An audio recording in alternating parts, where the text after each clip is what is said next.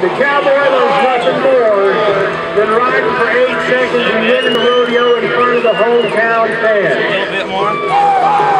He grew up and went to school up the road in Frenchtown. His dad is the head coach, and we want to see it happen. Here's where it all comes together. When this gate swings, you've got to make as much noise as you can. We're going to get him there for 8 seconds. Get on him, Beau! Nordahl! Shut up!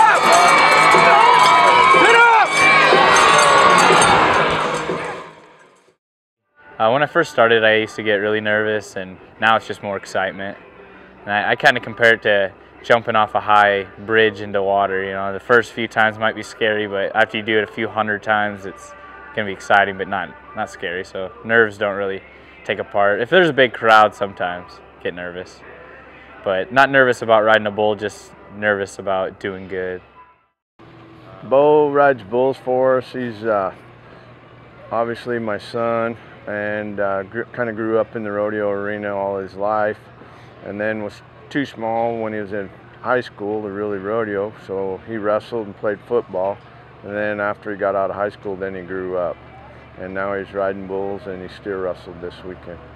Having my dad as a coach, I think, is a huge benefit, I guess, because he always knows how I react to certain you know, different levels, and how he can coach on a parent level, I guess, and on a coaching level.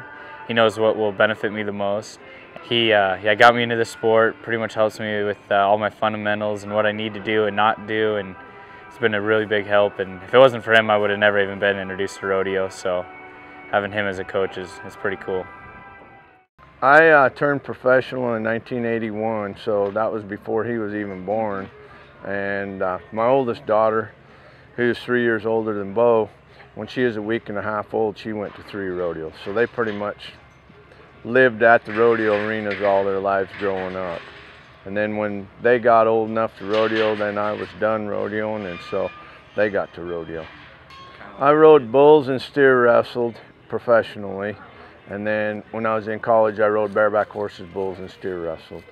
And so I was pretty fortunate to be able to do it. I won 7 Montana Pro Rodeo titles, and was able to compete at the college national finals all 4 years.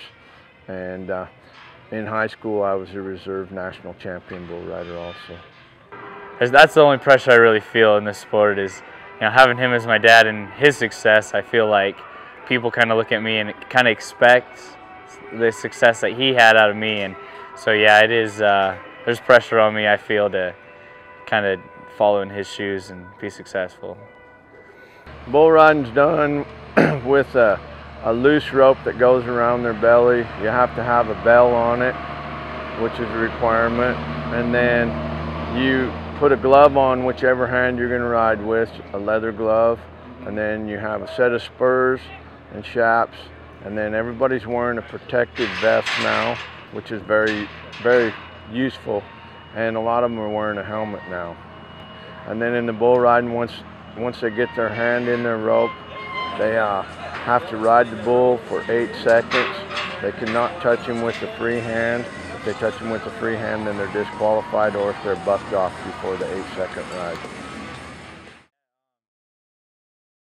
The first few times is a blur, and everything's so fast, and you don't really know what's going on, but you just react. And then as you go, everything starts to clear up the more and more you get on, and then you just react with the bull and try and stay square on the bull. Whichever way he moves, you just want to be right behind him, moving with him, and don't make too big of moves, because if they switch their direction, you make too big a move one way and they go the other way, they'll throw you off. So yeah, I just try and keep my day as normal as possible. You know, just stay relaxed throughout the whole day, don't overexert myself, and just stay focused in the rodeo and what I have to do, and just, you know, try not to get off course with any other activities, and just stay focused on what I'm going to have to do to be successful.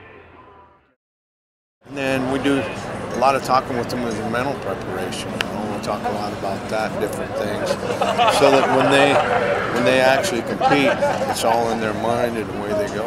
So it's pretty important on that aspect. There's more mental in this thing than anything, you know. you can beat yourself up. It's like any other sport. You can beat yourself up when you can.